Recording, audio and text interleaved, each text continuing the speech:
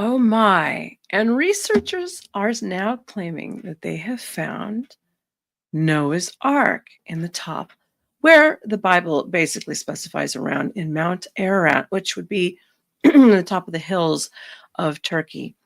Now, when I was a child, mind you, I noticed when they started talking about this, they presented the aerial views and you could literally see the top of the thing. Many people had went there and got the attention, and I think it was TBN or one of those news outlets, those religious news outlets, were talking about how all these groups of people were going there and they were being stopped if they were caught or seized. All of their things were taken from them, incarcerated, and everything stripped from them that they were trying to sneak away from the ark. Matter of fact, they said then that everything was petrified. Now, lo and behold, I don't know how many years later this is, 20 years later, give and take. I was a kid, right? Now they're showing images of it and it's completely covered in dirt. One has to wonder, was somebody helping in the aid of solidifying it being covered in dirt when it wasn't when I had seen it, at least not to this extent. Let's add to the stage the newsreel real quick. We're doing a surprise stream that nobody knows about on my way. Whoops, I clicked the wrong button. On my way of a long work night working on some art. Are we ready to take a look at this? Let's play it. One of the great endeavors of archaeology is figuring out which events described in the Bible actually happened. We know Jesus lived, had a lot of followers, and that he was crucified. That is all historical fact. It's what happened Indeed. after he was crucified, including most of the disciples, if not all of them, all the way down to King David, which was not a disciple. We're just talking about biblical figures. They all have historical backings and histories behind them and verified real people. That depends on your faith. But with the emergence of modern astronomy and evolutionary biology, the book of Genesis hasn't held up as well. But hang on, because researchers in Turkey now claim they found indisputable evidence that the story of Noah's Ark was not a cautionary tale about the consequences of forsaking God, but a verifiable historical event. The team at Noah's Ark's Scans says this is the final resting place of Noah's Ark. Well, how do they know? Well, they started with the renderings of the ship based on the book of Genesis, in which God gave Noah detailed specifications on how to build the ark. Correct. The team claims those scans align almost. The odd thing is, when I had seen this, it seemed like it was higher up in the mountains and there was snow. I'm about there all year round. Who knows? Maybe the snow melted in between.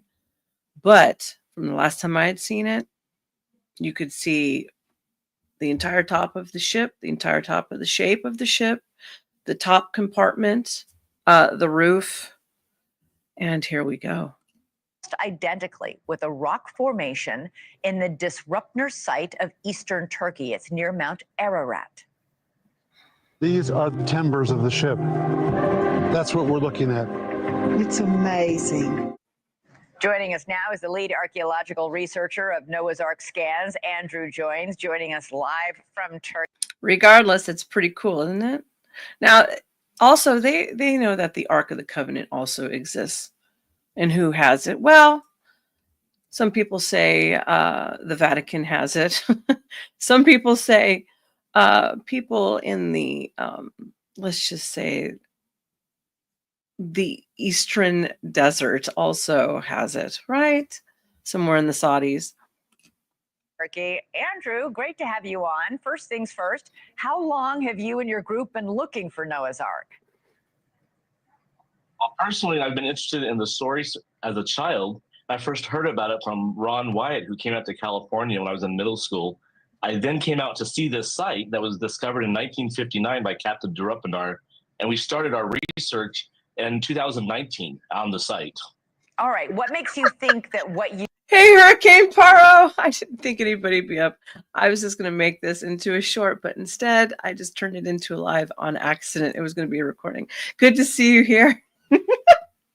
You have found is actually Noah's Ark and not some sort of, geological anomaly. Well, first of all, it was noticed because of the ship's shape. And this is the only shape people saw out here in 1959 that got the world interested, because it's in the mountains of Ararat, just like Genesis 8:4 says in the Bible, where Noah's Ark landed. So we're in the right area. We have a shape of a ship. And then when you look at the size of it, it is exactly 300 Royal Egyptian cubits. That's what Moses wrote in the book of Genesis. And so, either that's a coincidence or we're looking at the right object. And then we started doing scans. And these are I don't think it's a coinkydink, but it's open to interpretation, isn't it? Right? destructive geophysical scans that can peer below the soil, like radar and ERT, and they're showing a pattern of structure that you would not expect in nature. And then just last year, we did soil testing on the site, and we found out that it has almost 3 times as much organic matter inside the boat formation versus just right outside it. Yeah, so you Okay, what happened to all that petrified wood that they had reported many, many, many years ago in regards to this? Where's all that petrified wood? You did the soil samples. You found potassium in the soil, which indicates that wood was there, right? Yeah. Yeah, that's the possibility.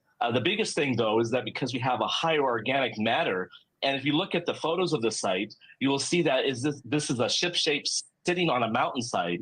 And so if it's just part of the mountainside, you would expect to see the exact same chemical analysis from inside versus outside. But we're finding that inside is different. How deep underground is this? So some of the scans, for example, the radar, we're getting data down to about 30 feet. And really? It's showing subterranean structures. Okay, so what the hell happened between me being a kid, this thing being pretty much at the very top of this mountain, to now it's gotten suddenly in, say, just 20 years, about 30 feet underneath the dirt?